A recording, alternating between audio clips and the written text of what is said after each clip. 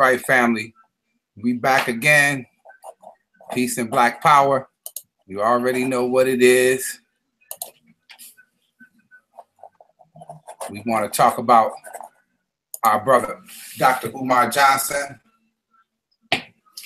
This evening, I apologize, brother, for the technical difficulties. I had it on my laptop, so I went to the other Mac, and I'm good. I'm good. We should be all right. My apologies for that, my brother. No problem. No problem. Okay, so just go in, hands off. We want to say hands off. Our beloved Dr. Umar Johnson, who we have a lot of respect for. Like I said before, I don't want to mix too much, but we don't have too many others out there doing the work that he is doing. And I'll be damned if I sit back and watch some of the more socially trained by the white man of our people sit up there and try to tear a brother down at the behest of the white man, woman, and the establishment. Go right ahead, my brother. Yeah, so, as we were saying, as a Black nationalist, we should never look for our enemies to intervene in our family business, no matter how you feel, no matter how justified you think you are, in calling for the accountability of one of our giants. We should never ask our enemies to intervene, because our enemies are not going to intervene on our behalf. They're intervening for their own personal gain, for their own personal reasons. So if we were just to give the benefit of the doubt to the people who are calling for the government to bring down our brother, if we were to give them the benefit of the doubt that what they're saying is true, you know what I'm saying? Do you really think the government would give a damn if he's practicing without a license in our community? They don't give a damn about that. Do you really think the government would give a damn if, even though there's no proof of this, if he was misappropriating the funds from the GoFundMe, do you think that would be the reason why the government would be involved? That is not the reason why the government would be involved. The only reason the government would be involved is because they wish to tear down a giant who has Black Messiah potentiality, because he can wake up our youth, he can reorient our youth, he can do a service to our people that they would never do and that they have never done. And that they know that once we are able to provide services and products, food, clothing, shelter, education, and Black nationalist principles, once we're able to do that, then we don't have to, rely on them. That makes them weaker. That makes us stronger. That means that the prophecy is being fulfilled, that we would rise back to the top and that the sleeping giant is waking up. That's what that means. So they don't care about what you care about. So when we ask our enemies to intervene on our behalf, we're not practicing Black nationalist principles. And most of the time, most of the people that I'm seeing that are going on after Umar, they're people who have no record of doing work for our people. They're people who have no record of supporting our people. You don't see a track record of this. You don't see a track record of this. We don't see our elders asking for his accountability and asking for him to be brought up on trial by these white folks. You don't see our elders doing that. You don't see people who have a track record of doing work for our people. You don't see a track record of support. You don't see those type of people. I haven't even seen personally, and I haven't seen everything, but I haven't even seen those who have claimed to have given to the GoFundMe. I'm not even seeing them as the ones that's angry and that's asking for him to be held accountable. What I'm seeing is people who are jealous. What I'm seeing is people who don't have any work that they can reference. What I'm seeing is people who don't have any track record of even buying Black, let alone supporting Black causes. And they're the ones that's calling for his accountability. So that's very disingenuous to me. That is very agent-like behavior to me. And I really can't stand that. And I can't respect you as a Black nationalist when you don't want to at least hold them accountable your damn self, but you want to feed them to our enemies. That's not Black nationalism. Powerful, powerful, brother.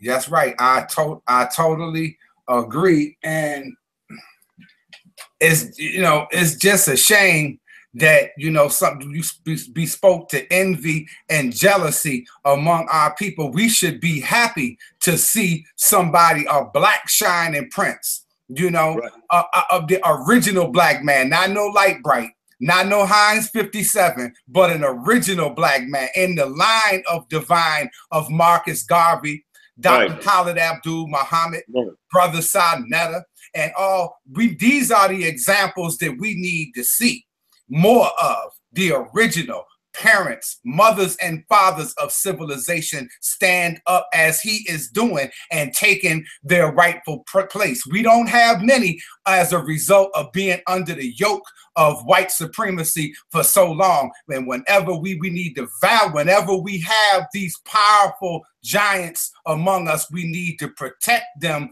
if it's from a white face or a black face with a white heart and a white mind. Regardless of what the shade of difference is, the culprit is the same, because the white man and woman has absolutely made a whole cadre of Negroes today. Self-hating Negroes. If you go and let me just say this, I want to reiterate what I heard my brother Dr. Umar talk about. He said, if you are going with the white man, one white woman today, that's a total contradiction. How can you be concerned and worried about your people to the degree that you should be, and got to worry about at the same time, I'm paraphrasing now, what she's going to think, what her family is going to think? No man can serve two masters. You gotta love one and hate the other. And like Brother Sadnetta would say, when you start beating up on that white man and woman, you'll see them for who they really are. Absolutely, absolutely. And I want to say this, you know, because coming from a standpoint of someone who has actually done business with Dr. Umar, who's actually had conversations with Dr. Umar, who have actually seen people's lives who have changed and who have benefited from his information and from his work, I have to weigh that against people who I don't know. I have to weigh the effectiveness of his information against people who have no work behind them and who have no track record of supporting our people. So these are the calculations that I have to make before I sit up here and say we should call for his accountability. Now, does that mean that I agree with everything about Dr. Umar? I do not. There are some things I don't agree with. I don't think he handled that Strippergate situation properly, but that's not my business. And I still have to weigh that against the value of his work. So, and the bottom line is this, you know what I'm saying? If you believe that he should be held accountable, if you believe he did something, even though we have no proof, well, then are we asking for our enemies to do this? Because who's next? They don't do anything that doesn't benefit them. And what benefits them is for our people to stay fighting amongst each other, for our people to stay ignorant, for our people to stay immobilized and not doing the work of nationalism. We're supposed to be black nationalists. We have to stand on these principles. So we have to come together, even if he was wrong. We come together and we say that hands off of Umar, because you're not the one that's going to judge him. If he needs to be judged, it's going to be us. And if people don't understand that simple principle, then they're not black nationalists, and they really are not privy to a conversation about the brother. Yes, sir. I'm just looking at the chat room here, and yeah, all of our people are ready to fight. It looks like, you know, nobody's perfect. Absolutely. Yep. So, I mean, I don't know. On the 8th, I think that all of our people who can make it, including myself, need to be down there and support. The brother should not have to say, any of us, if it was Brother Sadnetta or, you know, it doesn't make any difference whether you agree in totality. It's race first. Nobody agreed with everything. You didn't agree with everything your mother said, but you love her to death. Right. It's about, like I was saying, it's about the principles of what we live by. So, you know, we don't always have to get along. But if I'm fighting with my brother and somebody outside of our family comes in to get either of our side, we're both going to beat him down. You understand what I'm saying? So we're not going to allow an outsider to come and agitate the situation. We're not going to allow an outsider to come and judge either one of us. That's so right. This is the principle that we have to live by. So even if we don't like the brother, we should now come together to say, hey, we're going to set a precedence. We're going to set something in motion as to say that even if we don't get along, we're not going to allow both of our mutual enemies to come in and instigate or regulate or anything of that nature. Not if you're a black nationalist, you don't do that. If we really have a problem, like I said, we handle it ourselves. You know what I'm saying? I've done business with Umar, so I can only go by what I personally know. You know what I'm saying? I can't go by people who didn't even contribute to a GoFundMe who's saying that he's misallocating funds, because I haven't seen people who have actually donated speak illy of this brother. So who are you as someone who didn't put up $1? You're not invested in this. So if you didn't invest in Bitcoin per se, then why do you care if the stock goes up or down? Why are you complaining if the stock crashes if you didn't put in? So it's a similar type of situation. If you didn't put up on the GoFundMe, why are you the advocate for accountability? Why are you the advocate for misappropriation of funds? Why wouldn't you at least allow those who put up money to set something like that off? Right. You know what I'm saying? That's just so. Yes, sir. Yes, sir. And I mean, brothers and sisters, can't you see past the, what you perceive as the imperfections, to see the sincerity of this brother and what he's trying to do with our people in that school and educating our young? Can't you see the furor that he is working in spite of our differences? Brother Sarnetta does. I know that. We support Dr. Umar. And I definitely want Dr. Umar to know that the House of Consciousness is behind you 100%. We coming behind you millions strong, brother. And we should do that for the least of our people as well. We should, we should always support those that support us. Yeah. Well, and you know what else is interesting to me, Bubba? I'm trying to be nice because sometimes my mouth gets carried away with me, and I don't like to talk at my people any kind of way. I try to have that kind of discipline. So, I'll let you do that.